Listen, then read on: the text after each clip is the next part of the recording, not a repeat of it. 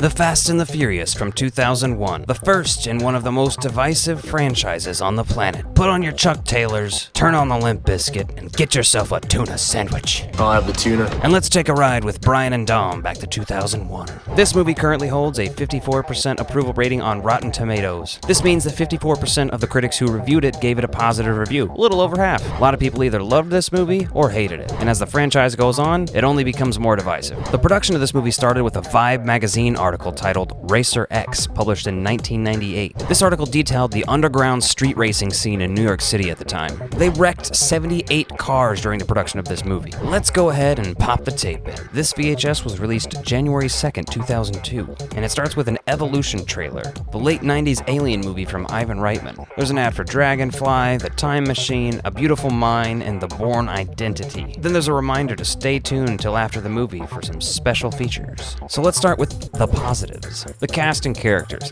This is something that I think is a positive. Some people could very well think it's a negative. People have a lot of mixed opinions on Paul Walker and Vin Diesel. I'm never like, ooh, yeah, let's go see the new Vin Diesel movie.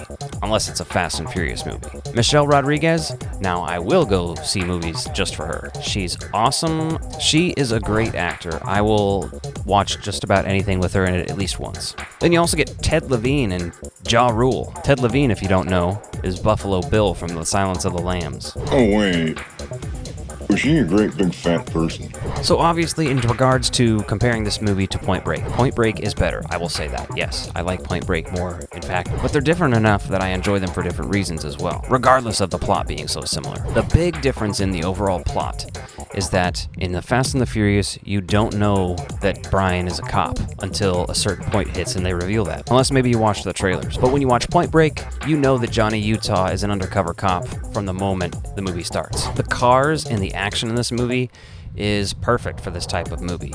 This movie, it feels like a very particular section of LA, you know. And I've only been to LA a few times, so that's just what it seems like to me. The first race is very iconic. It's sort of your introduction to the underground street racing world, right? You see all walks of life there, and they play Limp Bizkit. If you're a car person, this movie's loaded with awesome cars. I'm a little fascinated with cars, but mostly because of movies, so. Now I will say the whole family thing about these Fast and Furious movies is pretty cringe overall. But in this first movie, it's a little more grounded, okay?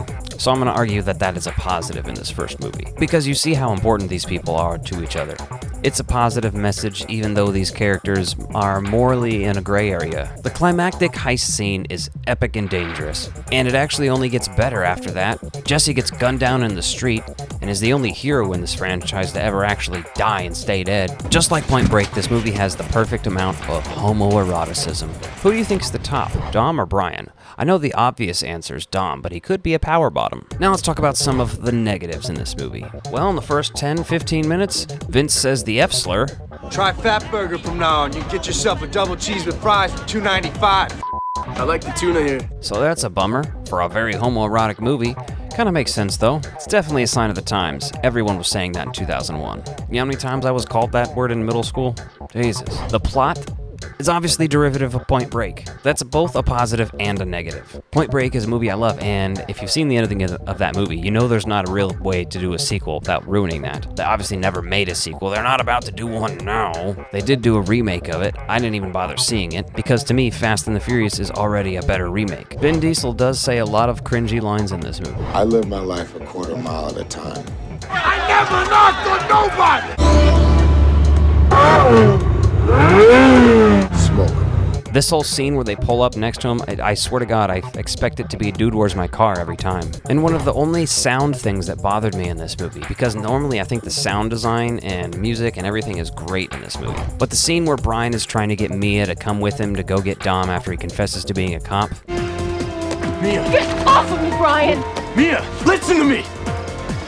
They're playing like club music and emotional music, and they're talking at the same time, and it is just auditory vomit. This movie has a post-credits scene in Baja, Mexico, with Dom just repeating lines he's already said in the movie. The cringy ones, by the way. And then afterwards they show some deleted scenes There's nothing particularly interesting in these deleted scenes either. The most interesting and homoerotic of the deleted scenes is when Dom and everybody's shirtless because they've been working on this car, and they're all sweaty and greasy, and they're about to have a circle jerk, it seems like to me, I don't know. Now that I think about it, Limp Bizkit is very appropriate music for this. After the deleted scenes, there's a quick behind-the-scenes featurette, but this thing's kind of ridiculous. It's more of a trailer. Like, the first minute or so has some interviews from the cast and director, and then it quickly moves on to just being a montage of the movie with Limp Bizkit playing, so that was kind of a letdown, to be honest. Overall, this is a very nostalgic movie for me. I watched this movie as a kid. We had it on DVD. My sister was a huge fan of it, so it was always on.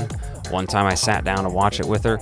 Loved it. I went to see the second one in the theaters. I thought it was alright. I wasn't in love with it at the time, but as time goes on, this franchise has become a guilty pleasure for me. Some people think the movies get really strong near the fourth or fifth one. Some people think that the movies were only good at the beginning. Some people love them all. I'm one of those people. I like ridiculous movies. I like Seed of Chucky. I like Freddy's Dead, okay? That isn't to say I don't recognize their flaws, but that's part of the reason I love them. I like wacky, disastrous movies like that. There's never a dull moment in these Fast and Furious movies, any of them, where I'm sitting there falling asleep or bored. You might laugh at the movie in a rude way, you might cringe at the movie, but I still think they're all very engaging. If you are a fan of these movies, or if you aren't, I highly recommend going and checking out The Fast and the Furious from 2001 again. Reevaluate it. I'm gonna go ahead and give this movie a 4 out of 5 hearts. I genuinely think this first movie especially deserves some actual love. As the Los Angeles Times said, it fires on all cylinders. If you like this video, be sure to check out this one and hit that subscribe button. Thanks for watching.